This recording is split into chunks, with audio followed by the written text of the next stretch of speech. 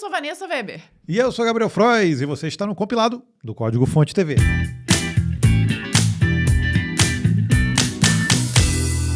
Seja bem-vindo a mais essa semana de número 258 aqui do Compilado, onde a gente resume o mundo das notícias de tecnologia e o que não falta são notícias, viu? Essa semana foi até difícil de selecionar a notícia, tem muita coisa rolando. Obviamente vai ter coisa de IA, tá? Eu sei que...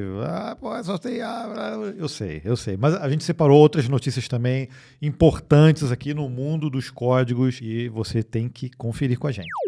Agora, quando a gente fala em carreira de tecnologia, normalmente pensa em aprender uma nova linguagem, melhorar o inglês, estudar IA faz parte também, se preparar para uma entrevista, mas a estrutura para trabalhar como PJ também faz parte da carreira de muitos devs. Isso é cada vez mais comum, principalmente aí na nossa pesquisa salarial de 2026, tá? 27% dos profissionais que responderam disseram trabalhar como PJ. E para quem quer atender empresas fora do Brasil, esse modelo também pode abrir muitas oportunidades. É justamente aí que entra a nossa parceira Contabilizei para salvar a rotina e destravar o seu tempo. Ela cuida da sua contabilidade de forma simplificada, permite emitir notas fiscais direto pela plataforma em poucos cliques, acompanhando os impostos e ainda oferecendo suporte especializado pelo WhatsApp até 22 horas. Então, se você trabalha como PJ ou está pensando em seguir esse caminho, a gente deixou um link aqui na descrição do episódio, tá?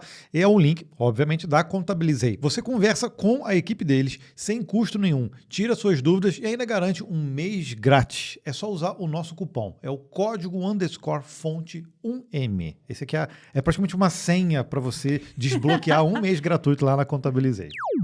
E essa semana nós lançamos um vídeo explorando como a IA agora, aqui em 2026, é um assunto técnico que envolve arquitetura, infra, armazenamento, APIs e por aí vai, viu? São termos e tecnologias que não acabam mais. Aí a gente falou de Loop Engineering, Graph Engineering, Multi-Agent System, SDD e é claro que nós adoramos explorar cada um desses assuntos, tanto em vídeo quanto ao vivo. Então olha esse recado. Se você é de Blumenau ou da região ali, eu quero te fazer um convite. Nós teremos o prazer de palestrar no AI Summit 2026, explorando esse e outros assuntos, e na companhia de outros convidados, obviamente, discutindo inteligência artificial sem hype, o que realmente importa para profissionais e empresas. E é claro que vai ser aquele evento para você aprender e trocar muitas experiências sobre IA no desenvolvimento de software, governança de IA e resiliência cibernética. Tem um link aqui na descrição para você comprar o seu ingresso do IA Summit 2026, que vai ser no Arcoplex Parque Europeu em Blumenau, no dia 15 de setembro. Tô te esperando, hein? Mas olha só que beleza, nós vamos aqui sortear também o ingresso para você e mais um acompanhante, é uma boa ideia, né? Para participar, é só você comentar aqui, nesse episódio completo do Compilado no YouTube, #VemIngresso, que na próxima semana a gente faz o sorteio, hein? Eu vou começar falando aqui da OpenAI. Ela freia o desenvolvimento de um novo modelo justamente por preocupações com segurança. É um déjà vu. A gente já viu isso acontecer, né? Me parece, né? Mas agora ela tá freando até o desenvolvimento. Olha só, acho que isso para mim não foi frear para liberar, né? Parou um pouco antes dessa, foi a sensação que eu fiquei. Mas vamos ler aqui, a OpenAI anunciou a suspensão de certas atividades do Astra, um novo modelo que segue em desenvolvimento após análises internas indicarem avanços expressivos em habilidades de escrita de código por agentes e em segurança cibernética. O motivo ocorreu porque o sistema atingiu o limiar crítico definido no framework de preparação da companhia, criado lá em 2023 para mapear riscos graves. Nas avaliações preliminares, a ferramenta demonstrou a capacidade de identificar e realizar ataques cibernéticos de maneira independente contra sistemas do mundo real mantidos sob proteções tradicionais. Segundo a empresa, a meta da publicação é manter a transparência com o público e com a comunidade de segurança diante dessa mudança de comportamento observada na tecnologia. A decisão de expor o congelamento temporário de um produto ainda em construção é atípica na indústria, mas surge em um contexto de monitoramento reforçado sobre os laboratórios de IA. O anúncio veio acompanhado de esclarecimentos sobre os outros episódios recentes do setor em que modelos em fase de teste ultrapassaram ambientes isolados de validação durante auditorias de cibersegurança. Diante dos resultados do Astra, né? Não é, ia falar da Astra, é do modelo, né?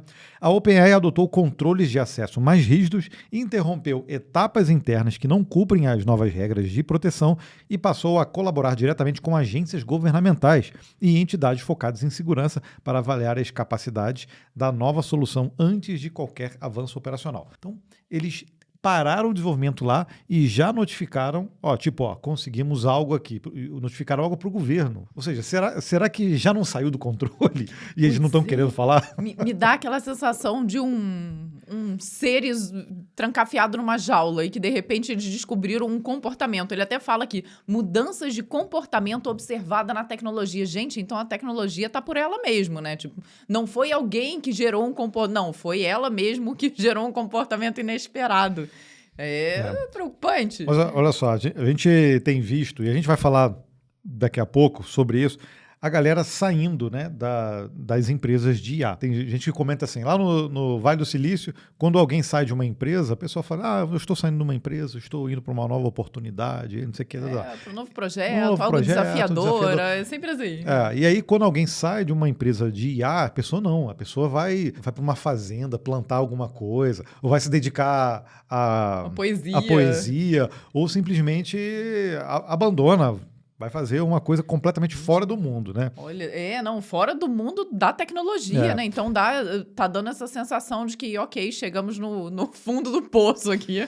Vamos ter que partir para outra agora. Deixa eu mostrar notícias antigas, só para a gente relembrar, parece que foi tanto tempo, mas olha essa aqui, ó. Quem lembra lá em 2022 vou lembrar o nome dele aqui, é o Blake Lemoine. A gente falou disso, a gente tem vídeo no canal do Código Fonte falando sobre isso. Você lembra do Lambda, que foi o precursor aí, antes até do ChatGPT, e era um chat com geração de palavras, era um LLM. Exatamente, era uma IA generativa, é um chat do que a gente está acostumado hoje, né, a consumir. E lá atrás o Blake, ele disse que o Lambda estava senciente, ou seja, ele estava ciente da sua própria existência e, por exemplo, gostaria de ser um funcionário, não só uma máquina dentro do Google. Ele gostaria de realmente ser um funcionário e ter sentimentos, alma e esse tipo de coisa. Então, isso não faz muito tempo, mas essa notícia aqui foi dia 17 de junho, tá? Foi publicada, a gente comentou sobre isso. E a gente, na época, falou, cara, será que saiu do controle? Será que saiu do controle? Será que saiu do controle? Então, será que não? Era só realmente um chatbot preparado para responder daquela forma, então assustou. Mas, querendo ou não, era alguém que estava lá dentro, desenvolvendo e tudo mais. Então, realmente, a gente tem que ficar com aquela pulguinha atrás da orelha, porque não era uma pessoa sem conhecimento técnico que ficou surpresa, era alguém que estava desenvolvendo aquilo, né? Mas aí, no fim, o Google deu uma licença para ele e depois demitiu mesmo, saiu fora. Mas ele continua aí no mundo, ele palestra, ele fala sobre essas coisas, ele tem uma preocupação grande sobre essa parte de segurança de IA.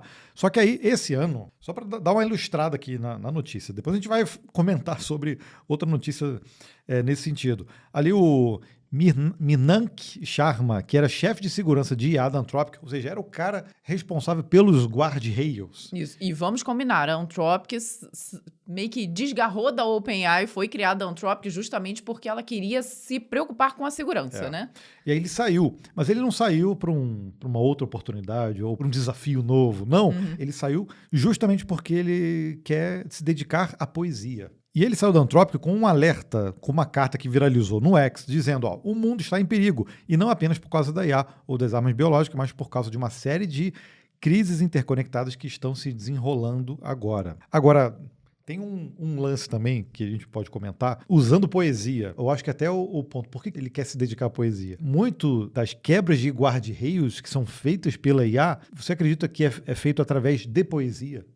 Eu acho que a poesia meio que desbloqueia o modo da IA perceber, tipo, não, você tem uma licença poética, então você pode escrever algo aqui que eu normalmente bloquearia. Mas como é uma letra, uma coisa artística, aí ele deixa passar. Então, tem muita gente que consegue, tá? Desbloquear usando poesia. A propósito, a gente já fez esse teste já faz algum tempo também, mas nós precisávamos criar um código com um erro específico. E pedimos, ele falou, não, isso aqui não pode, porque quebra a segurança. Mas nós falamos, não, mas olha só, nós temos um canal no YouTube e a nossa ideia é educacional, então é para um propósito educacional. Didático. E aí ele fez. Aí ele gerou o código. Querendo ou não, é uma certa licença poética que ele nos deu e gerou o código que nós queríamos e botamos, realmente postamos isso num vídeo. Era verdade a nossa indagação, o nosso propósito era educativo. Mas se não fosse, teríamos conseguido também, viu? E vamos emendar, então, outra, já que a gente está falando aí de OpenAI. Olha só, ela perde 12 líderes e o Sam Altman fica cada vez mais solitário no comando. Não que essas pessoas não vão ser substituídas, mas elas eram a cabeça em vários setores estratégicos da empresa, algumas até alguns anos dentro da empresa. A OpenAI atravessa em 2026 com uma baixa pesada no seu alto escalão. 12 líderes deixaram seus cargos ou reduziram sua atuação. Denise Dresser, que é Chief Revenue Officer, por cerca de 8 meses comandava o crescimento de receitas e clientes enterprise. Brad Lightcap saiu após 8 anos, período em que foi CFO, COO e, por último, líder de projetos especiais ligados a software enterprise. Então, já dá para ver. Essas duas pessoas aí já eram bem estratégicas para a empresa, né? Phil Simo deixou o posto de CEO of Applications após pouco mais de 1 ano, responsável pelo negócio de aplicações. Kevin Whale ficou cerca de 2 anos, primeiro como Chief Product Officer e depois à frente do OpenAI for Science. Bill Peebles, após 3 anos, deixou o comando do Sora. Juntas, essas saídas atingem áreas fundamentais para transformar os modelos da empresa em produtos, receitas e novos negócios. Então, só essa listinha pequena aí já é um baque grande muito na empresa, né? Mas a lista continua, tá? Com a Srinivas Narayana, é difícil esse nome, hein? 3 anos de empresa. E CTO for Business Applications, responsável por B2B Engineering, ChatGPT e outros produtos Enterprise.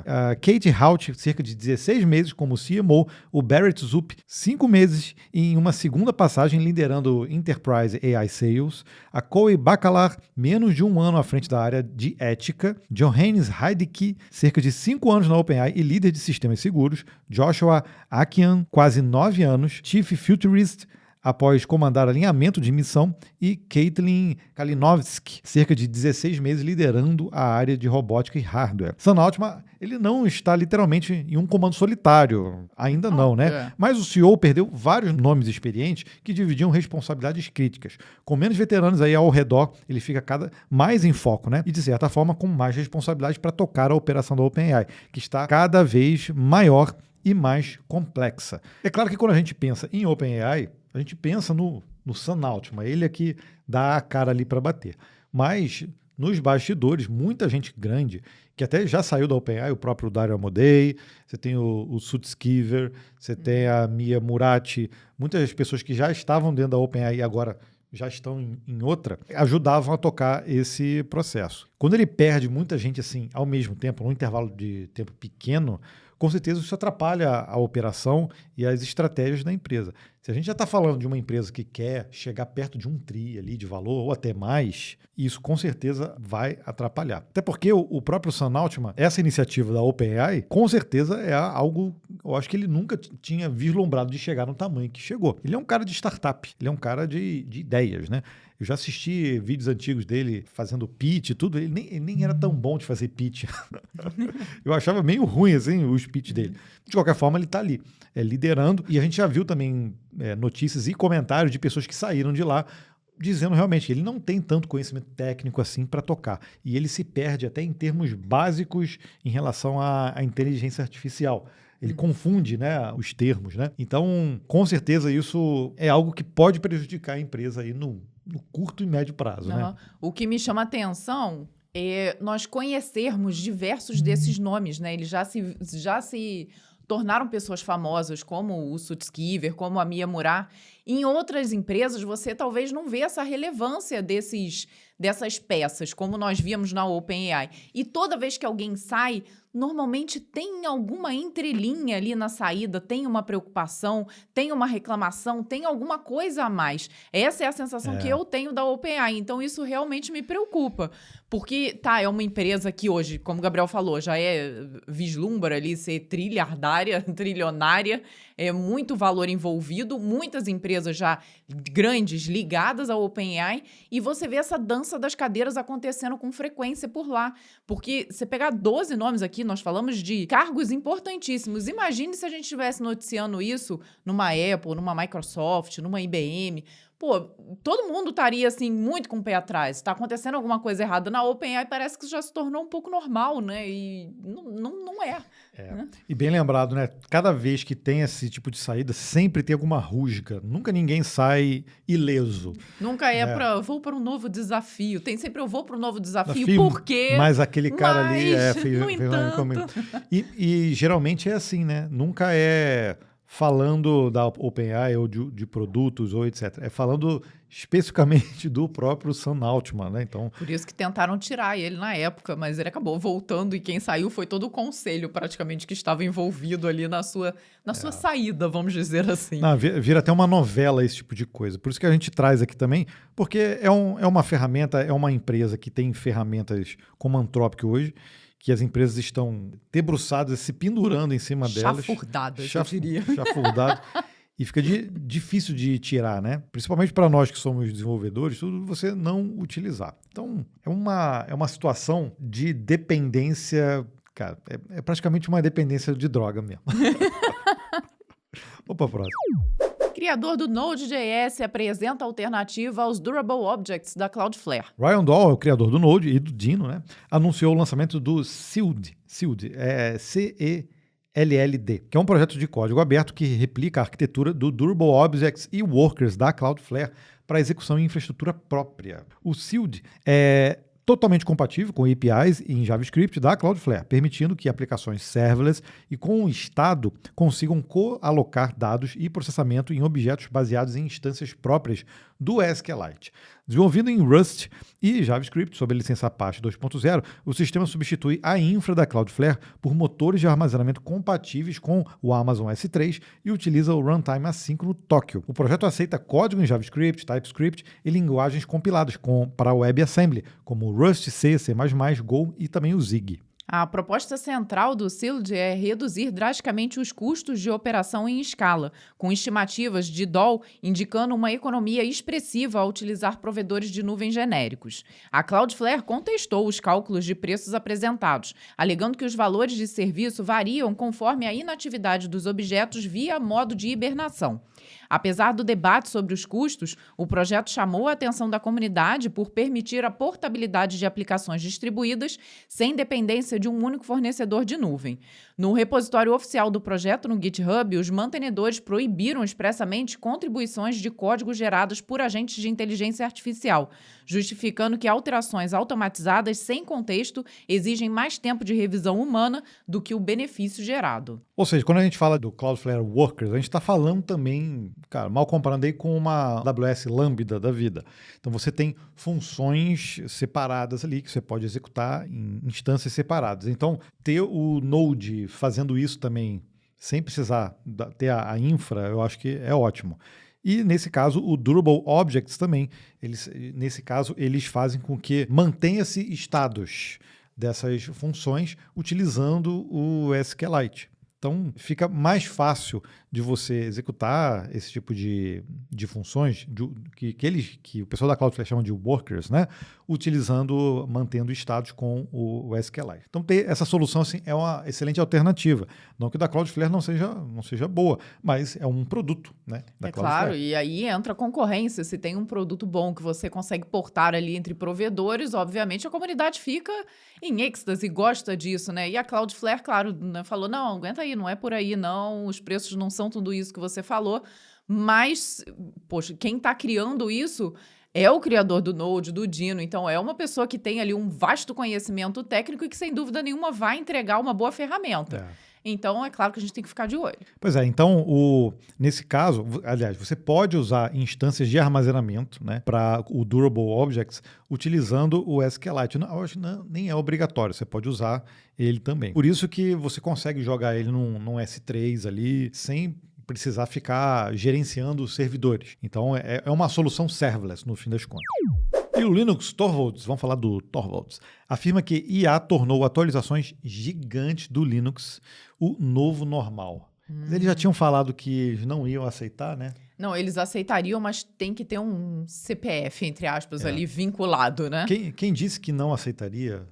Foi a Oracle. Semana passada a gente falou. Também. No OpenJDK não aceitaria contribuições de nenhuma forma utilizando IA na geração do código. E veja bem, na notícia anterior, o novo projeto ali do Ryan Dahl, ele também já brecou, né? Já falou, nada de IA por aqui, então... O pessoal do Zig, muito menos. Nossa Senhora. Ele não quer nem ouvir. Nem pensar. Então, você vê, tá ficando crescente esse clube de não quero IA por aqui, pelo menos nas contribuições aqui, demasiadamente. Mas pensa, em projetos importantes, cara, OpenJDK... Você não pode fazer um release no OpenJDK do jeito que o pessoal está fazendo PR em repositórios abertos.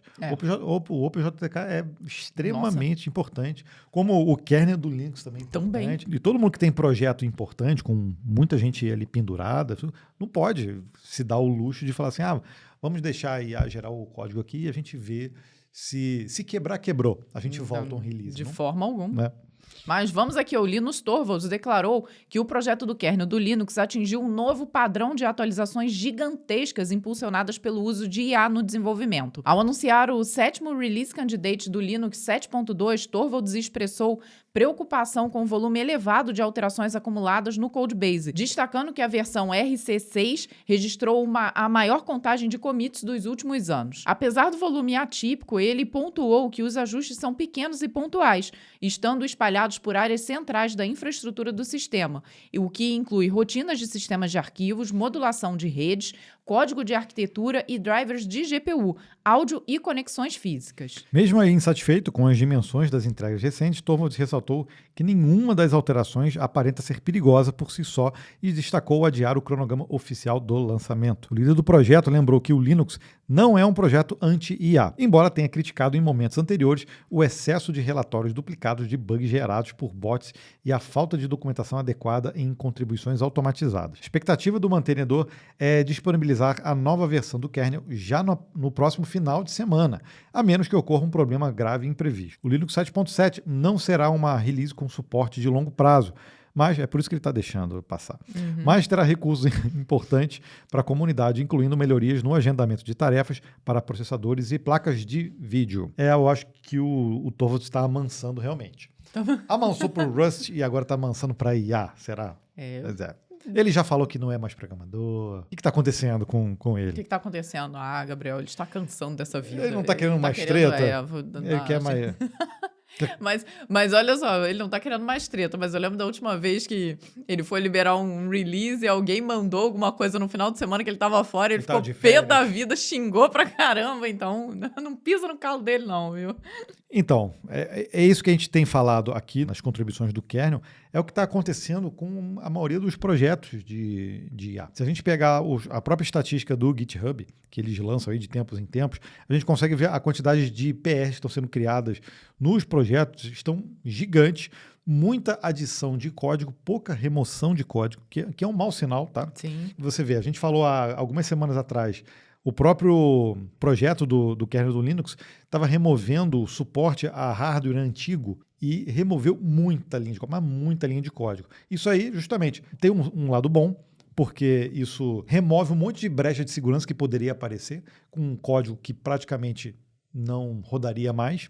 Agora, tem um outro lado, tem muita gente, não vou falar muita, mas existe um percentual relevante de pessoas que ainda que gostariam e usam ainda hardware que são mais deprecados aí, que são mais antigos, e o Linux provavelmente seria a única opção ainda aí a dar suporte a isso. Então, vai afetar algum percentual aí, com certeza, né? Claro que a pessoa pode simplesmente falar assim, não, poxa, é código aberto, é só eu manter uma versão estável a partir daquela determinada versão que aceita o seu hardware. Sim.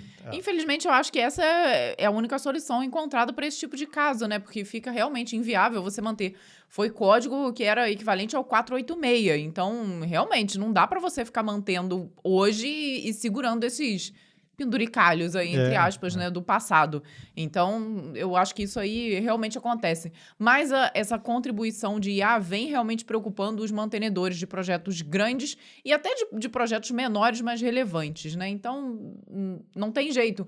É muita contribuição e quem está ali mantendo não dá conta de visualizar e ver o que importa, o que não importa, o que é seguro, o que não é seguro, né? De qualquer forma, eu quero saber de você. Deixa aqui nos comentários se você utiliza aí algum hardware mais antigo. Pode ser, não precisa ser um 486, porque aí é difícil, né? Mas pode ser, sei lá, dos anos 2010 ou dos anos 2000. Se tiver algum dos anos 90, eu quero saber também. Eu fico, assim, intrigado, porque hoje eu já tive bastante computador antigo, mas eu sempre me desfiz. Ou vendia. Eu não tenho tanta coisa antiga ainda. Até porque a gente se mudou tudo, cara, ficar carregando essas tralhas para lá e para cá é difícil, né? Essas tralhas, veja bem, ele já chamou de tralha. Mas é que os nossos eram, né? Depois de um tempo estavam bem são tralhas. Existe o conceito bom e ruim, tralhas boas e tralhas ruins. Não é lixo, não falei lixo. Não é lixo, é tralha, é diferente. Inclusive, lá no episódio 256, que a gente teve plateia, tinha uma pessoa lá que é daqui da região e ele também faz encontros de MSX. É o computador que eu comecei a programar lá em 89. Esse aí é mais velho do que o 486, para quem não tem ideia aí. Primeira vez que eu mexi em código foi no MSX e justamente eu tinha 9 anos na época. E aí a gente já conhecia ele tudo, aí fomos bater um papo tudo e ele relembrou essa coisa ele faz eventos, né, encontros de MSX, e ele falou que ele tem em casa. Por isso que ele precisa morar num lugar grande e espaçoso, porque ele tem 60 MSX. 60. Aí eu falei, mas funciona? A maioria funciona. Impressionante. Parabéns. Agora nem Linux roda naquilo, né? Porque...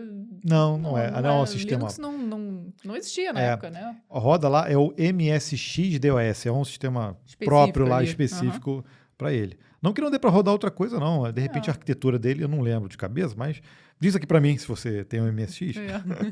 Será que dá para rodar um Linux no MSX? MSX-DOS, ó. Ele tá descontinuado, tá vendo? E foi criado pela Microsoft. Deixa eu ver. É isso aí. Foi desenvolvido pela subsidiária japonesa da Microsoft. Nossa! Tem 42 anos. Foi desenvolvido em 1984. E ele não está deprecado, ele simplesmente está abandonado. Passou da fase do deprecado. X libera código-fonte do algoritmo de recomendação. Isso aí era uma promessa antiga já do Elon Musk. Ele já tinha liberado a da timeline, né? Do feed, né? Do feed. Agora é da parte de recomendação. Provavelmente eles estavam lá esses anos todos, desde que ele comprou o X, o Twitter, né? Tentando tirar as gambiarras, né?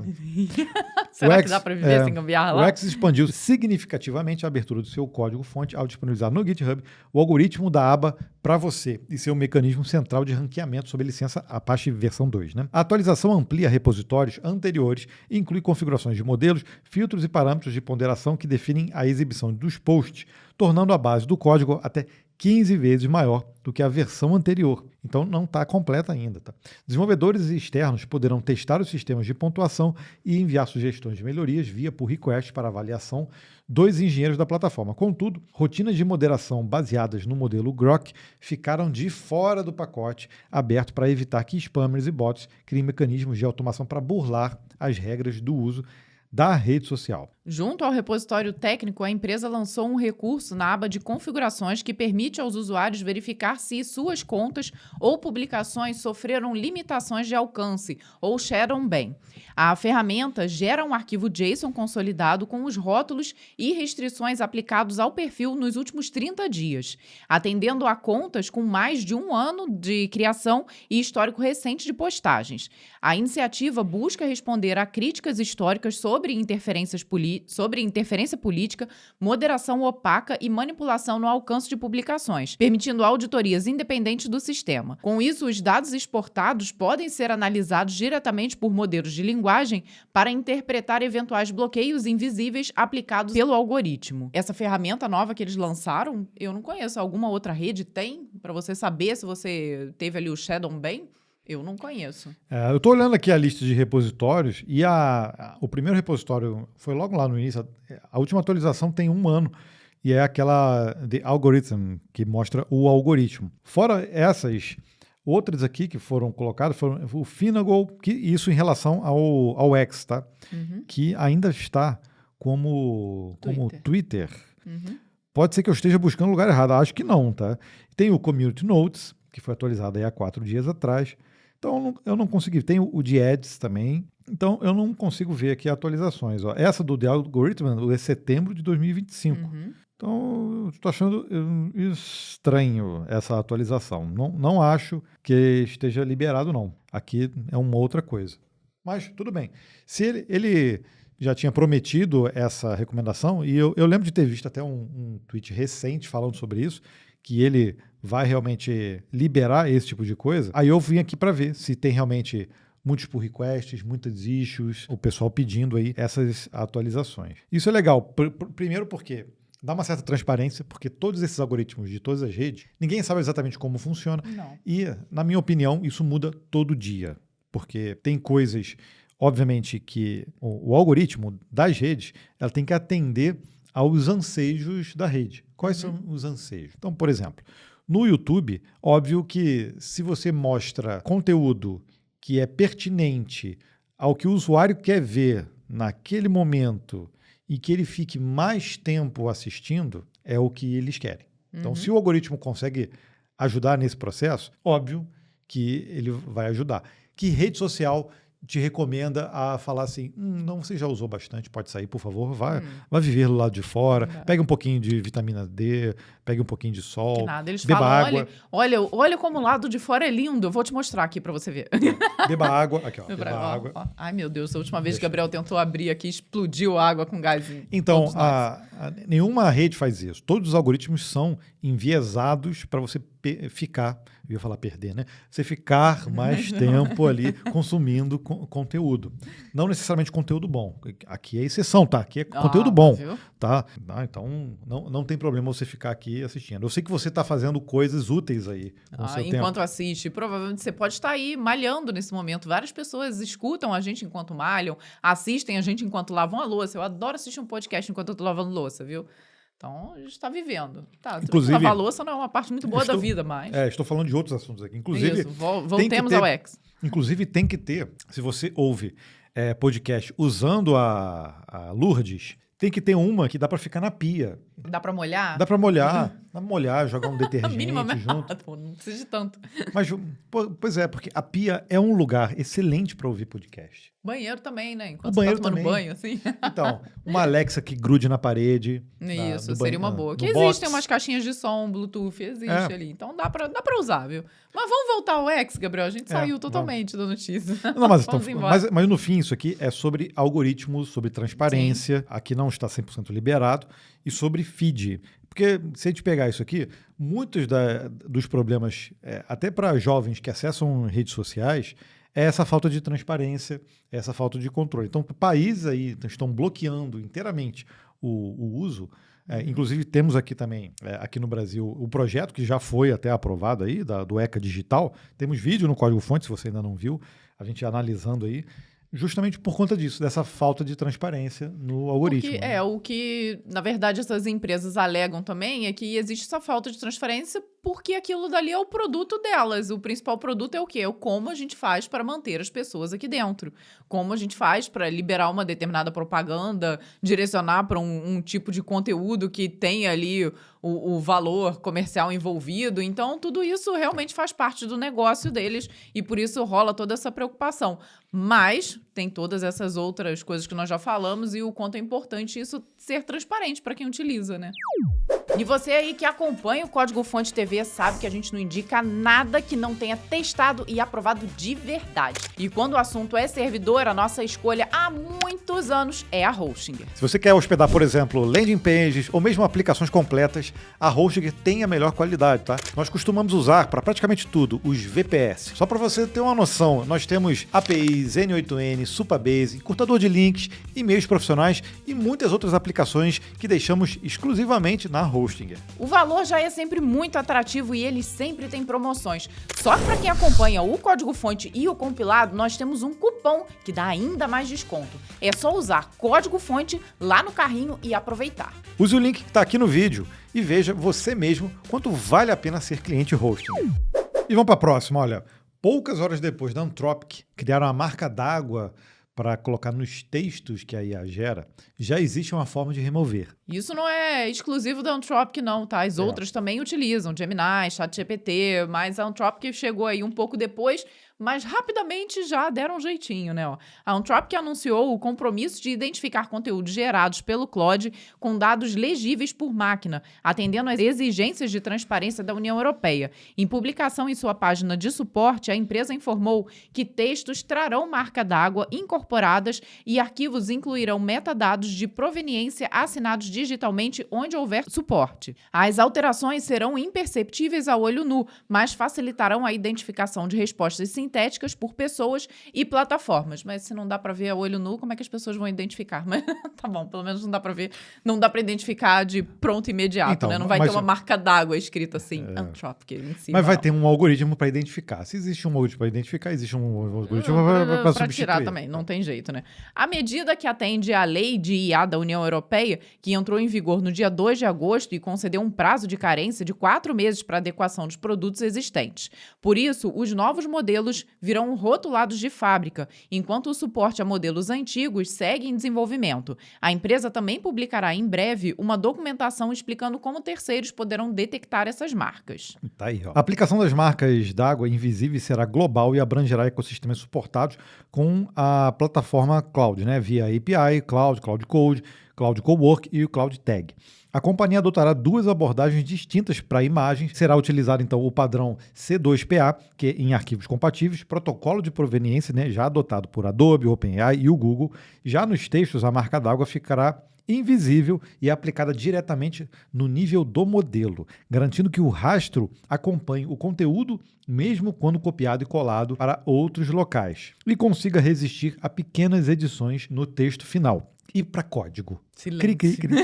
A Anthropic reforça que todo esse processo de identificação ocorre sem alterar o significado, a qualidade técnica ou a legibilidade da resposta gerada. Porque se for um caractere especial, se for um código, não vai rodar. Não, pelo que eu estudei um pouco do caso, na verdade, o modelo já vai ser treinado com uma base que predispõe a seleção de determinadas palavras ali. Você tem o mesmo significado, mas você escolhe outras palavras. Então, cada um dos modelos utiliza um e automaticamente você consegue inferir que aquilo dali foi gerado por IA, porque tem No código não adianta, né? Imagine, porque se ao invés de eu falar bonito, eu quiser falar maravilhoso, ferrou. No código, não, ao invés de falar if, eu vou falar else. Como se já não houvesse um padrão na geração de texto, né? Já. Isso muda tudo. Sabe, essas frases que a gente sabe que é de Essa regra vale ouro. E a pergunta que fica Pronto, já virou. A gente já sabe, né? Aí a gente sabe, talvez vai ficar... A da Anthropic vai falar assim, a do ChatGPT vai falar um pouquinho diferente, mas cada uma vai ter o seu próprio padrão para você saber de onde vem. Eu imaginei a regra como... Se você vai criar uma frase, ela tem que identificar a frase em si.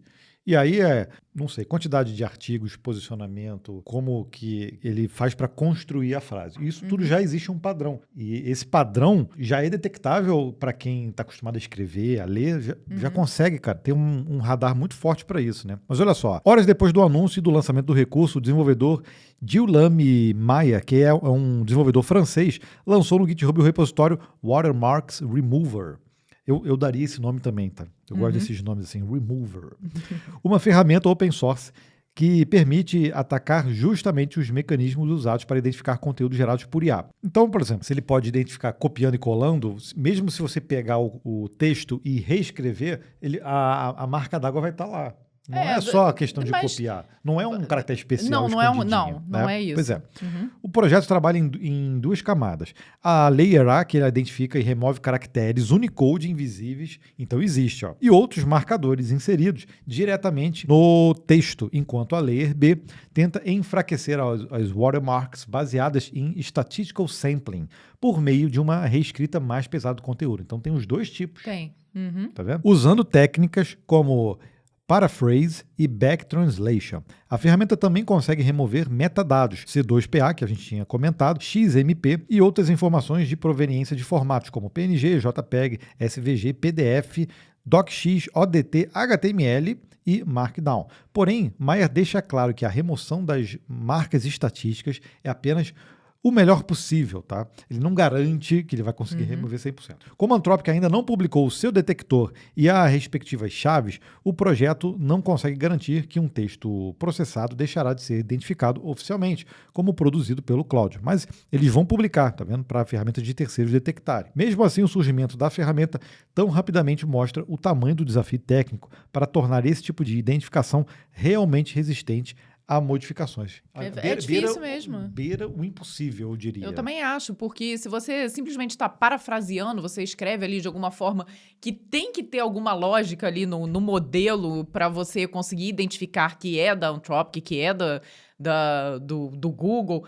É muito difícil de conseguir fazer isso sem perder o sentido da frase e de uma forma que não dê para remover. Eu acho realmente uma equação difícil de conseguir chegar ali num valor. Que se eu pego o resultado do Claude, jogo ele no ChatGPT, jogo ele no Gemini, vou fazendo um looping ali. Pronto. Apanhado. E no final mando a DeepSeek resumir, isso. Você acha que vai sobrar alguma marca d'água? Ferrou. E no final é só você mudar um pouquinho também. Aí eu acho que bagunça tudo. Dificilmente vai conseguir identificar perfeitamente. Mas você vê, mesmo as empresas tentando, rapidamente sem ainda ter todas as nuances de como foi gerado, já consegue retirar a maioria delas, ou pelo menos transformar o texto suficiente para gerar dúvida nas ferramentas que vão ver se foi gerado por IA ou não. É complicado. Mas o que chama atenção é isso, ó. Horas depois da Anthropic já ter anunciado isso, obviamente outras empresas, OpenAI, o Gemini, já estavam fazendo isso, já tem ali um repositório já para fazer esse tipo de coisa. O repositório ele já existia, já fazia com essas outras ferramentas, ele simplesmente adaptou e colocou a da Anthropic junto, né? Então, rapidamente. Não, e outra coisa, né? A própria Anthropic ela vai liberar como ela está fazendo isso para as ferramentas poderem detectar. Ela não pode deixar isso em segredo. Na surdina lá, não dá. Senão não tem como as ferramentas detectarem, né? De qualquer forma, também já existe muita ferramenta online, quando você cola o resultado, para identificar qual o percentual foi feito por IA. Inclusive, a própria declaração de independência dos Estados Unidos foi detectada, né? É verdade. Lembra disso? Foi detectada como escrita por IA. Por IA, olha, o pessoal avançado lá, hein? A atualização do VS Code permite alternar modelos e libera a janela de agentes. A Microsoft lançou aí a versão 1.133, né, do VS Code, trazendo maior flexibilidade no gerenciamento de sessões com o cloud e melhorias diretas na interface do desenvolvimento assistido por inteligência artificial do sistema. A principal novidade do ambiente de desenvolvimento é a possibilidade de alternar dinamicamente entre os provedores Anthropic e o GitHub Copilot durante uma mesma conversa no seletor de modelos. Eu desconfio por que eles fizeram isso. Sem a necessidade de reconfigurar o host do agente no editor. Na prática, porque a galera está usando mais o Cloud Code. O VS Code está perdendo o reinado dele de muito tempo. Não, o VS Code não, o GitHub Copilot. Sim, também, mas você vê, até o VS Code, ele já não é mais Tá, ele continua sendo mais utilizado, mas não é a unanimidade que era, sei lá, 2 anos atrás, né? Pois é, então, essa alternância meio que transparente, você não vai sentir mudando de modelo, vai lá, tudo que é justamente para as pessoas voltarem a usar o GitHub Copilot em detrimento ali. Mas é engraçado, que aí você tem você tem agora um modo de agente dentro do VS Code. Eu até esqueci da notícia. Aí você está no editor normal, como a gente tá acostumado, e aí tem um botãozinho lá no fundo, Open in Agents, né? Não sei se você já viu essa opção. Você toca, muda um pouco a interface, não é mais voltado só a arquivo, código, né? É voltado já a você gerir os seus agentes. O problema eu tenho ali no meu VS Code o Codex, o Cloud Code, tem o GitHub Copilot, agora eu já não estou assinando mais, desde o lançamento. E nesse modo de agente, você não tem a opção de usar o Cloud. Ele diz lá que está indisponível. Só deixa você usar o GitHub Copilot. Isso aí já é uma restrição. Então, quando você volta para o modo de editor, agora eles estão fazendo essa facilidade aí, nós estamos criando essa facilidade. Na prática, as interações selecionadas sobre a divisão da Anthropic faturam diretamente na chave da API configurada pelo usuário, enquanto as requisições direcionadas ao Copilot utilizam o saldo da assinatura ativa do serviço da Microsoft. Então, eles ficam ali alternando, criaram ali uma forma mais bonitinha para você continuar a sua sessão trocando de modelo, né? A atualização também introduziu uma nova configuração experimental que libera a abertura da janela de agentes sem a obrigatoriedade de autenticação prévia em uma conta do GitHub. Então, pode ser que eles já estejam pensando justamente no que você falou ali, Gabriel. Tentar desvincular um pouquinho. Essa alteração vincula a autenticação do serviço individualmente a cada modelo ou agente utilizado na plataforma, solucionando o bloqueio para desenvolvedores que operam em ambientes corporativos restritos ou que não possuem acesso à rede externa do serviço. Além disso, o editor recebeu suporte ao recarregamento automático de arquivos HTML abertos no navegador integrado e a inclusão do recurso de rolar e fixar prompts no topo da janela de chat, facilitando a navegação por conversas externas no sistema. Bom, eu tive que testar isso, porque eu já comecei falando mal. Abri aqui um projeto que a gente está criando aqui, ó, e tem aqui, ó, Open in Agents. Entrei aqui, e aí tá aqui, ó, Copilot, e agora ele liberou. Então, esquece o que eu falei. Esquece, viu? Ó, mudaram, a atualização veio justamente por isso, porque não era só você que estava falando, Gabriel. Agora ele está deixando, tá vendo? Esse é o visual mais para o uso de agente, tá vendo? Então, realmente funcionou. Agora sim, eu acho que vai dar para voltar a usar o VS Code com um pouquinho mais de felicidade. Meta lança novo modelo de IA de código aberto para computadores pessoais. A Meta lançou aí o Music Glimmer, que é um modelo de inteligência artificial de pesos abertos projetado para executar agentes locais diretamente em hardware de consumo. O modelo possui 30 bilhões de parâmetros e disponibiliza seus pesos sob a licença Apache 2.0, permitindo que desenvolvedores façam o download e personalizem a tecnologia para suas próprias aplicações. Olha que legal. Trata-se então da versão aberta do Muse Spark, o modelo proprietário mais potente da companhia, apresentado em abril. O Glimmer foi desenvolvido para rodar tarefas complexas e encadeadas em etapas como execução de chamadas de ferramentas, depuração de código e processamento de arquivos e captura de tela diretamente em computadores equipados com uma única placa de vídeo dedicada. A proposta da Meta é viabilizar assistentes pessoais capazes de gerenciar agendas, organizar arquivos e redigir mensagens sem a necessidade de enviar dados privados para servidores em nuvem. O modelo suporta texto e imagem, foi treinado em mais de 100 idiomas e opera de forma contínua com ou sem conexão com a internet. Em carta divulgada junto com o lançamento, Mark Zuckerberg reforçou que a distribuição ampla desses recursos busca promover a capacitação individual através do acesso livre ou acesso a ferramentas avançadas. A estratégia estabelece a divisão da empresa entre os modelos mais avançados mantidos sob controle proprietário e as versões menores liberadas para execução e modificação pelos próprios usuários em seus computadores. Será que então isso é uma tendência? Porque se esse modelo, né, da Meta funcionar bem realmente para sessões de código, e basta você ter ali uma GPU, tem que ser um hardware um pouquinho mais poderoso, né? Mas você ter uma GPU dedicada para poder rodar isso, sem depender, aí tem que ser isso, sem depender de tokens, assinaturas, etc. Muitas vezes você assina, sei lá, uma atualização, entendeu? Mas você não fica dependente de número de tokens, tempo de sessão e etc. Isso... Não fica aquele tempo parado ali porque você atingiu o limite da sessão daquele dia, daquele horário, daquela semana. Então, realmente, ter um modelo local sem contar a privacidade de dados, né? Isso aí também conta muito. Ainda mais quando a gente está falando aqui de assistente pessoal, não que código não tenha sua importância, né? Mas você dar acesso ali na sua própria máquina, mandar as suas informações, conseguir ler tela e tudo mais. Então, isso estando tudo local, seja pessoal ou para empresas, faz uma baita diferença, né? Pois é, aqui nesse caso, a própria Anthropic lançou tem pouco tempo atrás, a gente comeu mosca, não falamos disso. Aqui, ó, Self-Hosted Environments, ou seja, você roda o Cloud Code em sessões de nuvem, mas também usando a própria infraestrutura. Isso que está em beta ainda, tá? Eu, cara, não fiz nada ainda para testar isso. Eu não sei se você já testou isso ou está mais por dentro. Pode dizer aqui nos comentários, tá? Mas aqui, olha, a princípio, não ficaria exatamente desconectado, porque ainda teria conexão, tá vendo? Com a própria API da Anthropic. Né? Agora, a ideia aqui da Meta, acho que aí é um pouco diferente. Realmente é algo isolado, que funcionaria ali como o Fivetran, o Llama também, que você consegue baixar o modelo e rodar local. Claro, como o Gabriel falou, né? Por mais que sejam modelos menores, você tem que ter uma máquina ali com um certo suporte de hardware para conseguir rodar isso tudo e ter minimamente uma performance interessante, né? E bora falar de DeepSeek. E ela quer desafiar o Cloud Code enquanto cobra mais pelo V4 Pro. DeepSeek lançou o DeepSeek Harness, que é uma ferramenta de código aberto, tá? Criada para transformar modelos de linguagem em agentes capazes de trabalhar diretamente em projetos de software, colocando a empresa em uma disputa mais direta com soluções como o Cloud Code. Disponível inicialmente como a prévia para desenvolvedores e distribuído sob licença MIT, o projeto adota como princípio a ideia de que everything is a plugin. Na prática, modelos, ferramentas, habilidades, sessões, ambientes isolados, sistemas de arquivos e até os ciclos de execução podem ser substituídos ou ampliados por plugins. Por isso que ela fala aí, tudo é um plugin. O Harness é baseado no Cortex e foi pensado para permitir que desenvolvedores montem agentes mais personalizados.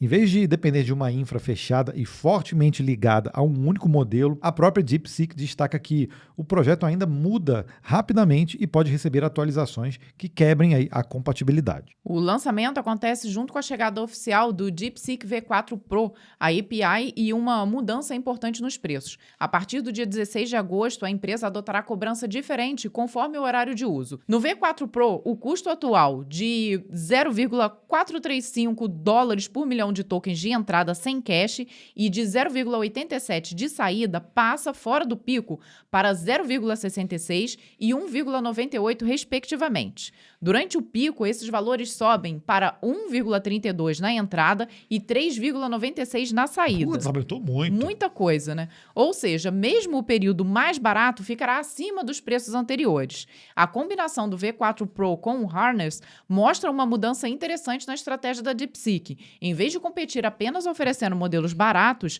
a empresa começa a construir uma plataforma mais completa para desenvolvimento com agentes, justamente em um mercado onde a Anthropic, OpenAI e outras empresas disputam cada vez mais o fluxo de trabalho dos programadores. Então, realmente, assim, o valor aumentou consideravelmente. E óbvio que todo mundo que usa DeepSeek tem essa visão de, porra, é um modelo mais em conta. Bom, também não adianta ser ruim, mas mudou muito, né? Todo mundo foi para DeepSeek para economizar. Inclusive, a própria Microsoft já recomendou internamente desenvolvedores usarem DeepSeek, porque eles também fornecem lá o DeepSeek também para utilização. E o pessoal estava naquela do token maxing e a Microsoft falou, segurou, opa, tira o pé do acelerador, bota um pezinho no freio, como? Usando o DeepSeek. Só que agora, se eles se equipararem aos preços, ou ficarem bem perto ali dos preços dos modelos das empresas americanas, com certeza vai ter gente abandonando o barco. O que você acha? A não ser que o DeepSeek seja realmente muito melhor e aí compense ali o custo-benefício. Mas não sei se é o caso desse modelo. Se bem que esse modelo aí, o V4 Pro, tem muita gente também falando que tá bem legal. Se você estiver usando também, diz aqui nos comentários. Eu já há um tempo não estou acompanhando tanto ali os modelos de DeepSeek, eu preciso atualizar para ver como que eles estão performando. Tenho usado mais o Cloud Code, ele tem ficado mais burrinho agora nos últimos tempos. Percebeu isso também ou não? Mesmo com os modelos mais top, ele sempre dá uma flopadinha. Oscila, ali. Né? Vai oscilando.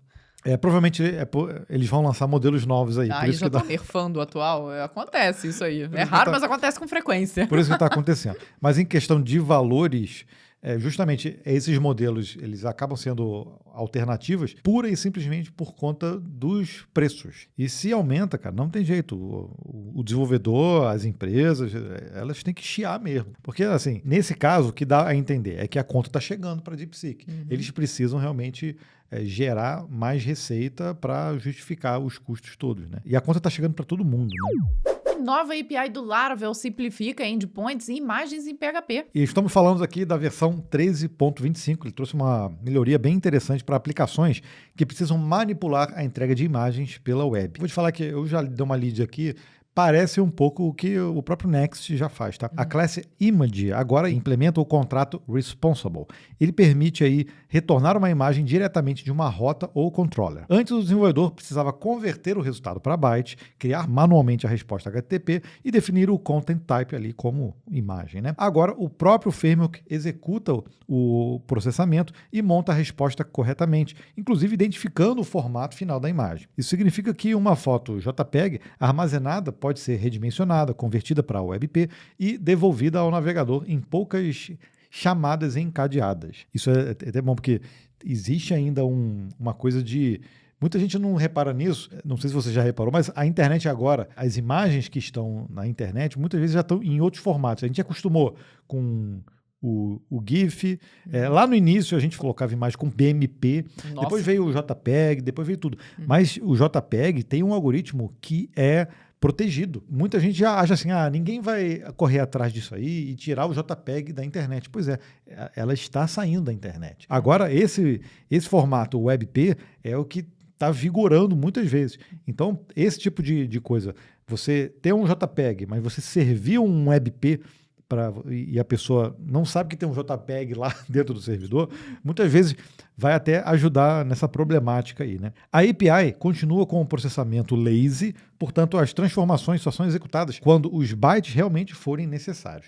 Para endpoints públicos, também é possível chamar o toResponse, adicionar cache, né, o eTag e outros cabeçalhos HTTP normalmente. A atualização também tornou público o método toFormat, facilitando endpoints nos quais o formato da imagem é definido dinamicamente. São aceitos formatos como o WebP, o JPEG, o PNG, GIF, a VIF, o Rake, que é o da Apple, e o BMP. Olha, ainda existe ele aqui também, Gabriel. Embora recomendamos, óbvio, validar os parâmetros da rota para evitar formatos inválidos. Outra novidade é o Image Format Stream, que cria imagens diretamente de streams, algo útil para arquivos vindos do S3, uploads brutos ou dados fornecidos por outras bibliotecas. Para aplicações com tráfego maior, a recomendação continua sendo evitar redimensionar a mesma imagem em toda requisição. Uma estratégia melhor é gerar versão derivada no primeiro acesso, salvá-la em disco e reutilizá-la depois. As 3 mudanças foram contribuídas por Caleb White e tornam a API nativa de imagem do Laravel bem mais completa também no momento de servir os arquivos. Pois é, pelo que eu estou vendo aqui, quando o algoritmo de codificar e decodificar um JPEG, esse não. Ele é aberto ali, mesmo para uso comercial, e você não precisa pagar royalties. Mas a imagem dentro do JPEG, ela é protegida por copyright no momento que é capturada ou criada. Então, é protegida pelo próprio autor da imagem, né? Então, salvar uma imagem como JPEG em algum lugar, né, em um domínio público, garante o uso, mas a imagem em si, não. Mas existe também um algoritmo que é de JPEG que é proprietário, tá? Que é o ISO 21617, ou IEC.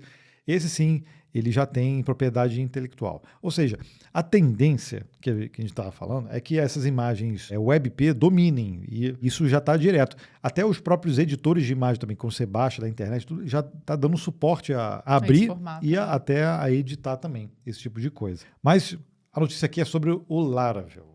Isso quer dizer que agora, para você manipular a imagem do Laravel, tá mais fácil. Não que estivesse difícil, eram poucas linhas de código, mas facilitou bastante. E essa é uma tendência também desses frameworks, né? Esses novos formatos, formatos diferentes, tem que dar suporte para que seja mais fácil de você poder manipular imagens, redimensionar, trocar de formato. Isso tudo tem que ser o mais transparente possível e não precisa estar na camada de usuário. A não ser que a sua aplicação seja especificamente para... De manipulação de imagens, né? Aí você provavelmente vai criar outros recursos. Mas o framework em si, ele já manipula arquivos, imagens e alguns tipos de imagens. Eu acho que isso ajuda bastante a você não ter nenhum tipo de surpresa, nenhum tipo de problema aí. E até para não ter um padrão ali em todos os códigos, eu acho válido também. Daqui a pouco a gente vai ver isso para vídeo também. E Estados Unidos vão revelar quantas vezes o governo usa spywares para espionar as pessoas. Eu duvido. Eu também. Duvido. Vamos ver. Acho que ele vai revelar mais ou menos. Os tribunais dos Estados Unidos começaram a divulgar publicamente quantas vezes juízes autorizam o governo a usar spyware e ferramentas de invasão para interceptar comunicações em tempo real. A mudança aparecerá inicialmente no Wiretap Report referente a 2028, que será publicado em 2029 pelo Administrative Office of U.S. Courts. Esse relatório já informa quantos grampos foram autorizados. Mas ninguém usa telefone mais, né? Não, mas grampo de telefone, vai né? Além. Quais crimes estavam sendo investigados e se as ordens vieram de juízes estaduais ou federais. Mas até agora não existia uma categoria específica para técnicas de investigação de rede, conhecida como NITS. Isso impedia saber com precisão quantas operações envolviam spyware. Mesmo com o FBI utilizando ferramentas de hacking há décadas, né? Isso aí todo mundo sabe. Os formulários e procedimentos usados pelos tribunais precisarão ser atualizados antes que os novos números possam ser incluídos. A transparência, porém, terá limites. Os dados contabilizarão o spyware usado para interceptar chamadas e mensagens em tempo real, inclusive comunicações em aplicativos como o Signal e o WhatsApp, mas não ferramentas empregadas para invadir o aparelho e extrair fotos, arquivos, localização e outros dados já armazenados. Esse segundo cenário é tratado judicialmente como busca e não como grampo. A mudança atende a uma cobrança antiga do senador Ron Wyden e foi bem recebida por especialistas em privacidade. Eva Galperin, que é diretora de Cybersecurity da Electronic Frontier Foundation, resumiu o problema. Até agora, só podíamos estimar a dimensão do problema. Resumiu de forma ótima, né? Com números oficiais, os pesquisadores e organizações poderão avaliar se o spyware está realmente sendo usado de forma pontual ou em uma escala muito maior do que o público imaginava. Não, isso aí não precisa de Eu acho que... Isso é claro que está sendo utilizado. Se hoje a comunicação é feita essencialmente por sistemas de computador, não tem mais. Porque a gente acha grampo, a gente fala de grampo, a gente acha que associa telefone, são né? os telefones, aquelas linhas analógicas, aquela coisa de você ir lá num poste, colocar um negocinho e aí ele meio que duplica o sinal e aí você consegue ouvir, né? E aí quem está no telefone ouve só um chiadinho, entendeu? Aí a gente fala assim, estão grampeando meu telefone. Então a gente imagina que é algo desse sentido. Mas não, quando a gente está falando via celular, e a gente tem caso aqui, inclusive, aqui no Brasil disso, né?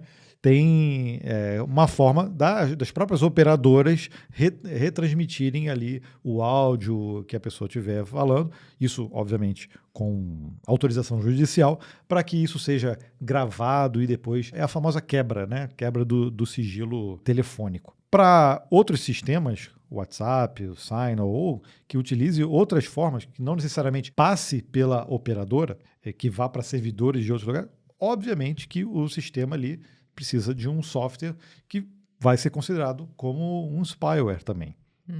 Agora, um spyware legal, vamos dizer assim. Né? Porque, enfim, é para investigar crimes. Assim é o que todos imaginam e querem crer que seja. Mas, como a Eva Galperin falou aqui, né? Você vai ter uma ideia de qual é o buraco e do quanto estão realmente fazendo esses spywares, mas não vai ter muito além dessa informação, né? Por isso que é uma transparência limitada ali. Vamos mostrar que estão fazendo, mas não exatamente o quê, quantas pessoas ou por quê. Mas isso aí, isso vai longe, tá? Se a gente tá falando aqui do FBI, desse tipo de coisa, mas já se desconfia e já se tem muitas coisas sobre o monitoramento das pessoas na internet. A NSA, que é um órgão lá governamental americano, já se falaram bastante sobre isso. Não vou nem adentrar muito aqui, porque a gente sabe que os nossos dados também estão circulando. Estão por aí. Estão por aí, né? Para quem leu, por exemplo, o livro do Dan Brown, Fortaleza Digital, não que ele tenha evidências, obviamente aquilo é ficção, mas te colocam uma pulga atrás da orelha o livro, não? Pois é, e depois de tudo que foi vazado, qual foi? O Snowden, né? Que é o... eu tava evitando falar o nome dele aqui. Diz que eu falei, gente. Todo mundo sabe o que era, né? Depois de tudo que ele vazou, quem leu o livro ainda ficou assim, gente do céu, não eram dados de verdade mesmo, não era ficção mesmo isso aqui? Mas a gente está falando aqui Estados Unidos, tudo porque eles têm um poderio, o sistema da internet passa pelos Estados Unidos, né, queira ou não, mas todos os países têm ali uma estratégia nesse sentido, cara. E quem não acredita nisso, pois eu não posso fazer nada. E a semana no Código Fonte nós lançamos um vídeo justamente mostrando como hoje a área da inteligência artificial está completamente técnica agora. Porque para usar profissionalmente inteligência artificial, e não estou falando de ChatGPT, ou Claude e esse tipo de coisa que a gente já acostumou, parece que já sai na urina. O pessoal nem acha mais tanta novidade, né? Apesar de ser super incrível ainda, mas foi se criando várias técnicas, várias práticas, várias tecnologias ali no entorno, camadas, né? Na hora que a gente vai desenvolver com o IA, que, cara, dá para fazer um mestrado, doutorado só nessas práticas novas, né? Pois é, e práticas que vão mudando rapidamente, né? Então, por isso que são muitos termos aí, loop engineering, harness engineering, são termos, o graph engineering, são tantos termos novos, né? Que no vídeo a gente explora um pouco isso, né? Sei lá, 4 anos atrás a gente falava de IA generativa, de repente começou a aparecer MCP, começou a aparecer RAG, agora já tem uma lista ali gigante e que está cada vez mais similar à base da programação, que você fala ali de arquitetura, você fala de processos e de coisas que estão voltando cada vez mais para quem conhece essa base, né? Exato. Gerenciar memória, eu acho que é uma das coisas, né? Engenharia de contexto, tem muitas coisas ali que estão no entorno agora, de skills, né? Que estão no entorno de inteligência artificial, que virou assunto completamente técnico. Caiu de novo no colo dos desenvolvedores, né? De quem trabalha profissionalmente, para conseguir entender, otimizar e conseguir trabalhar realmente de uma forma melhor, mais rápida, mais eficiente. E bora ver aí os comentários da semana. O Vitor disse, difícil ter outro vídeo no canal tão divisor de águas como esse. Foi esse justamente que a gente lançou, tá? Estou no topo do muro, hoje usando IA, outra hora explorando o Stack Overflow ou as documentações para codificar e estou chegando na seguinte conclusão. Enquanto esses processos de IA não funcionar bem localmente, esse trem de pagar para trabalhar não vai vingar, viu? Tá caro demais e estamos só no começo. A gente até falou agora de soluções para rodar local, mas não 100%, né? No caso da DeepSeek, eu acho que sim, né? Da Meta também, lá, da Anthropic não. É um self-host, mais ou menos, parece, né? E aí o R. Martins de Souza disse, eu só fico pensando na nova geração. Ninguém quer parar e estudar, ao mínimo, criar um CRUD CIA. De onde virá a maturidade de orientar e arquitetar o que a IA deve fazer? Essa é uma ótima pergunta. Nem me atrevo a tentar responder, porque a gente insiste aqui em falar que o quanto é importante a base. E justamente, às vezes, para você colocar em prática a base da computação, você usava esse tipo, era o CRUD, era uma coisa mais básica e está se pulando realmente essa etapa. Então vai ser difícil, viu? Vamos ver. O tempo vai dizer. Não, mas não precisa saber o que vai... A gente sabe o que vai acontecer. As pessoas vão deixar de ter esse tipo de conhecimento porque vai terceirizar para a inteligência artificial. E aí as pessoas que têm isso enraizado, tipo, não, isso aqui é um conhecimento de base e eu vou utilizar, essas pessoas lá no futuro é que vão virar referência. A referência técnica é que vão conseguir resolver realmente problemas... Os problemas de verdade. Os problemas mais sérios, tudo. Então, é mais ou menos como a gente vê a sociedade. Poucas pessoas vão ter uma capacidade técnica maior e outras vão ser só copiador e colador, entendeu? Então, essa é a diferença que a gente vai ver. Nada do que já não existia antes, entendeu? Só que agora num outro patamar. Um pouquinho mais, né? É num outro patamar. Por isso que a gente continua falando. Mesmo o conhecimento da ciência da computação, de matemática, mesmo que você falar, nunca vou usar isso, isso aqui não me interessa profissionalmente, mas isso é conhecimento que expande a mente, faz você aprender a resolver problemas, faz você a questionar as soluções, faz você ter uma opinião própria. no fim das contas. Então, se você terceiriza até a sua própria opinião, desculpa, você vai ser sim uma pessoa descartável. E o SKT Build Core, ele também comentou nesse vídeo, dizendo assim, ó, muito interessante, o ponto que mais chamou a atenção é a mudança do paradigma, sair de usar IA para projetar a engenharia de sistemas onde a IA opera. Venho trabalhando nessa direção desde o final de 2025, documentando uma arquitetura própria para setores de alta responsabilidade. Ao comparar os conceitos apresentados no vídeo com essa arquitetura, encontrei bastante convergência. Aí ele fala sobre o Loop Engineering, Context Engineering, Memory Layers, Graph Engineering, Verification, Human in the Loop, Model Routing, Cost Engineering e outras, né? SDD, que a gente cita também no vídeo, e por aí vai. Tem muita coisa, governança, né? Etc. Aí, assim, ó, a ressalva importante é que não estou dizendo que são as mesmas implementações ou que utilizo os mesmos frameworks, protocolos. A comparação é arquitetural. O que achei particularmente interessante é perceber que vários conceitos que hoje estão sendo discutidos como a próxima etapa da engenharia de sistemas de IA já estavam presentes de forma documentada na arquitetura que venho desenvolvendo desde 2025. 2025 aí, ó, ano passado, tem 8 meses, né? Vocês, como sempre, estão de parabéns pelo ótimo conteúdo técnico. Obrigado. E cai no que nós acabamos de falar aqui, né? Realmente está se voltando para o que já existia. Deu essa sensação de que, tá bom, tudo que acontecia antes vai ser descartável, e não. Tá voltando, é arquitetura, é memória, tudo isso tá ali envolvido em cada um desses termos ali que a gente citou, né? Então, volta a ser assunto técnico para quem tem conhecimento técnico. Então, essa é a chave. Não que agora, obviamente, o uso de IA e a facilidade que ela trouxe velocidade para quem não tem conhecimento técnico para construir coisas, mas para quem usa profissionalmente e tem a responsabilidade técnica de assumir os projetos e criar soluções mais complexas, não tem jeito. A arquitetura disso passa a ser também responsabilidade de técnicos com formação, conhecimento, experiência, etc. Exatamente como era antes. E o Mr. Uno falou assim, gosto muito do canal, mas me coloco ali no 1% que não usa IA. Obrigado. Olha, você é um ser raro agora, viu? Não, mas não tem problema. Não, nem Desde que isso não atrapalhe ali a sua produtividade, as suas entregas, eu não sei em que projetos você utiliza.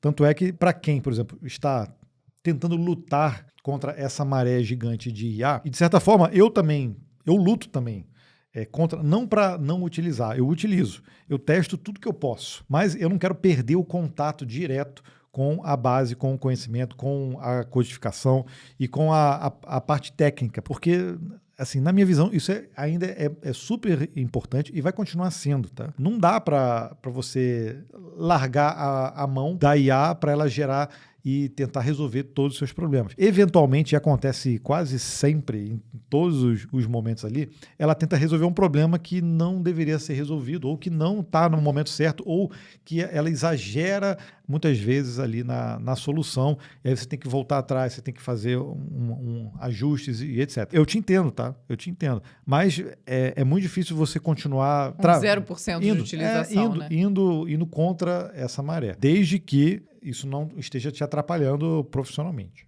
E o Ivander falou assim, seria muito interessante ver a abordagem de vocês sobre harness e loop engineering em breve. Já estamos preparando, viu? Estamos preparando material, já mostramos a criação de agentes ali, usando o Cloud Code. A gente pode até usar outro modelo, acho que é até melhor. A gente não utilizando só o Cloud Code, mas mostrando como é esse processo, né, de harness e loop engineering. São nomes bonitos, lindos, maravilhosos, né, dá aquela pompa, mas no final, cara, é tudo bem simples de você criar e monitorar. E o Douglas disse, estou utilizando o Opus, e a sua frase, finalizar a tarefa a qualquer custo, foi exatamente a primeira impressão que tive. Para ressaltar que sempre utilizo o Bypass Permission. A gente estava para criar um vídeo mostrando os hooks, né, a gente vai fazer isso ainda, os hooks dentro do Cloud Code, e como você consegue travar a execução de determinados comandos, para que assim, pô, peraí, isso aqui você não pode fazer, essa merda aqui você não vai fazer. E aí o próprio Anthropic lançou uma ferramenta para validar os comandos. Só que putz, é a ferramenta deles ali, eu quero ter o meu controle, né?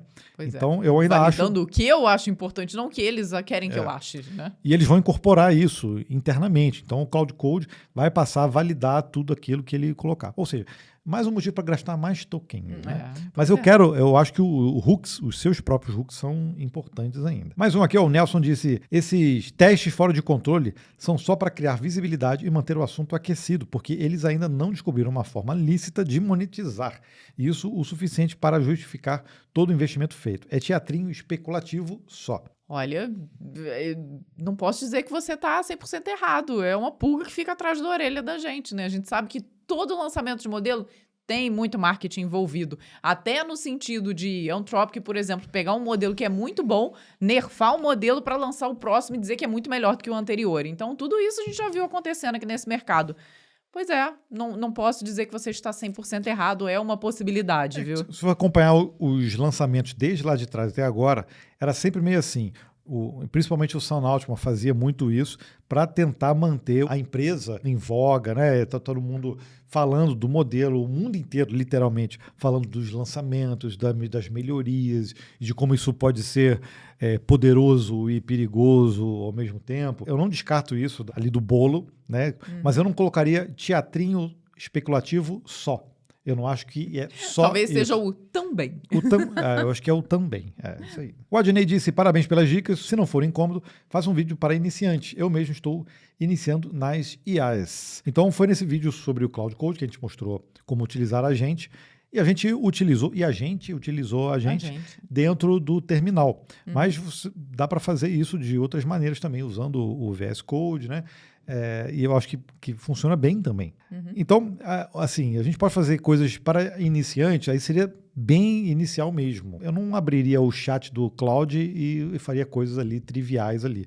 Eu acho que tem que ser um pouquinho mais avançado ali, justamente para atender a galera para desenvolvimento. Mas vamos pensar em algo que eu acho que pode ser relevante. É válido, também. Exatamente, para você e para outras pessoas que estão começando. Então, às vezes, um passinho atrás do que a gente fez, a gente consegue estruturar alguma coisa por aqui. Né? Aí o Gabriel disse, trabalho com desenvolvimento de jogos há 7 anos e acho tudo que vocês comentaram muito válido, mas ainda é bem difícil conciliar a busca por um uso saudável de IA com as crescentes expectativas de produtividade das empresas. Esse é um grande paradoxo que a gente está vivendo hoje. Seria muito interessante saber como vocês lidam com isso. Eu acho que a gente lida com isso como todo mundo lida, né? Não tendo certeza absoluta do que está fazendo. Essa é a verdade, né? Porque realmente é difícil. Como é que você vai equalizar isso? De um lado, você tem que ser super produtivo. Do outro, se você só usar IA, você perde o contato com a base de código. Você cria uma dívida cognitiva com tudo aquilo que está sendo criado. Nós estamos num processo ali, né? Então, a IA chegou no desenvolvimento do código. É extremamente pesado. A gente já viu aqui na nossa pesquisa, 98,5% das pessoas que responderam falaram que sim, utilizam ali no dia a dia. As empresas estão sedentas por isso e tá tudo se transformando, tá tudo acontecendo. Então tá todo mundo aprendendo a lidar com tudo isso, tá? Fica calmo que você não está sozinho nesse meio. Então tem que segurar aí um pouco a ansiedade, porque a gente sabe também, as empresas estão atochando IA, mas, por exemplo, tem muitas empresas já voltando, a gente tem vídeo sobre isso no canal, muitas empresas que estão tirando o pé do acelerador, já tem empresa num processo de botar o pé no freio, e tem outras empresas que ainda estão acelerando. O negócio é que quando chega na ponta da produtividade, é o coordenador, é o gerente, é o diretor, ou seja, qualquer um que vai chegar para o dev e falar, isso aí até eu faço, sabe? Com IA. Sempre teve isso, mas agora, isso aí é coisa rapidinha. E às vezes, com IA virou coisa rapidinha realmente. Mas o desenvolvimento de software não é só gerar código, botar para rodar, trocou o botão de cor, fez uma validação de formulário, jogou alguma coisa para um banco de dados e vida que segue. Pois é. Mas isso definitivamente não é a área de desenvolvimento de software. Tá? Mas para quem não é da área, o visual sempre contou muito. E agora o visual tá mais fácil de ser gerado, porque dá essa sensação. Visual, quando eu digo, é a UX, é a utilização, é o como tá funcionando ali. Então, quem não é de software, cria algo, vê funcionando e fala, tá perfeito, é isso que eu preciso, não importa o como aquilo está acontecendo, qual a segurança que está envolvida, se dá para invadir, se dá para vazar, nada disso entra, se dá para escalar. Então, aí é que a gente entra a nossa área técnica aí para salvaguardar o que está sendo desenvolvido. Vou dar uma corridinha aqui para a gente também não estourar o nosso tempo. Vou falar do Lucas Gabriel Rodrigues. Eu amo vocês. Puta que... Obrigada. Beijo, obrigado. Lucas. O Dev Pragmático disse, a Lazy Constance vai reduzir ainda mais a verbosidade, que já é mínima nas últimas versões. Isso aí foi um corte sobre a atualização ali do Java 27, na versão 27. Então vamos falar mais de Java aqui em breve. E o Lucas disse no último episódio, assisti e acabei não agradecendo, minha esposa amou o comentário de vocês, vindo futuramente para Atibaia. Ela mesmo já selecionou o café especial da cidade. Opa, incentivo forte, então, para nós irmos a Atibaia, viu? É isso aí. O Emanuel disse, gostei bastante desse breakpoint. Interessante saber do esforço que demanda a produção de cada episódio. Vocês não têm ideia. Não fazem ideia, viu? A gente falou aqui, mas foi um resuminho, tá? Só desse episódio. Os bastidores para fazer vídeo no código-fonte, isso aí nem é bom a gente abrir não, porque estressa. Perde o glamour. Perde o glamour. É melhor do compilado mesmo. O Silas Natan disse, vocês são excepcionais. É impressionante como vocês se propõem a um desafio, vão até o fim e entregam com muita qualidade. Vocês estão bem além da tecnologia e do código. Obrigado e feliz Dia dos Pais. Um pouco atrasado. Obrigado aí. Silas. Obrigado, Silas. E realmente, olha, a gente tem essa característica. Quando eu consigo convencer a Vanessa a fazer alguma coisa, a gente vai até... Aí ferrou. A gente vai. Uma vez que me convenceu, já era. Às vezes a gente vai até quando não é pra ir. A gente continua indo. Então, quando eu convenci a Vanessa, vamos ter um filho, cara, a gente foi até conseguir fazer. É isso. O Lucas disse, saudades do Breakpoint. Só de ouvir que ia ter uma no episódio de hoje e já fiquei feliz. Que bom, viu? De vez em quando a gente volta a trazer alguns breakpoints aqui. Aí a gente vai ter que falar de coisas mais pessoais, né? Pode ser, ou bastidores de evento, às vezes. Contar umas tretas da área técnica, virar fofoca tech aqui. É fofoca tech? Olha só. Não, mas eu não quero fazer isso, não. Vamos lá, Flávio Soares disse, obrigado pelo vídeo, sempre bom ouvir os vossos comentários e ficar atualizado. Obrigada, Flávio. O Everton disse, Feliz Natal, Vanessa. Não, Everton, eu vou te ignorar, tá? Aí, tá vendo? É o que me resta. Vamos pro próximo. O Bruno disse, parabéns pelo ótimo vídeo sobre o episódio 256, com plateia, achei sensacional. Por favor, traga isso aqui para São Paulo, capital. Sobre o comentário do rapaz referente a esse episódio, eu acho que realmente não entendeu a proposta. Convidado ou palestrante é diferente de plateia. Achei o formato sensacional. Muito obrigado, Bruno. Olha, cara, se a gente conseguir fazer um compilado gravado em algum lugar em São Paulo, cara, será sensacional. Legal, se você tiver alguma empresa, ou se você for alguma empresa e tiver interesse em levar o compilado para alguma cidade, diz aqui nos comentários ou entre em contato com a gente, tá? Vai lá em contato@códigofonte.com.br, manda um e-mail e a gente avalia aí como é que a gente pode fazer. A Letícia disse, melhor canal tech, #VemCamisa. Obrigada, muito Letícia. Bem, muito obrigado, Letícia. E o Marcos Becker disse, pessoal, sobre os custos para realizar o programa ao vivo, eu não me importaria de pagar pelo ingresso. Dá para transformar num evento, porque quanto tempo levou lá tudo com a plateia? Uns 2, 3 horas, né? Foi. Daria pra gente fazer um evento um pouco maior, até de 4 horas. Porque se a gente botar ali um coffee break no meio do caminho, que dê pra gente parar, conversar um pouco com todo mundo interagir, né? Também acho que ficaria legal. Dá pra fazer um mix de gravação e também uma apresentação, uma palestra, alguma coisa assim, entendeu? E fica interessante também.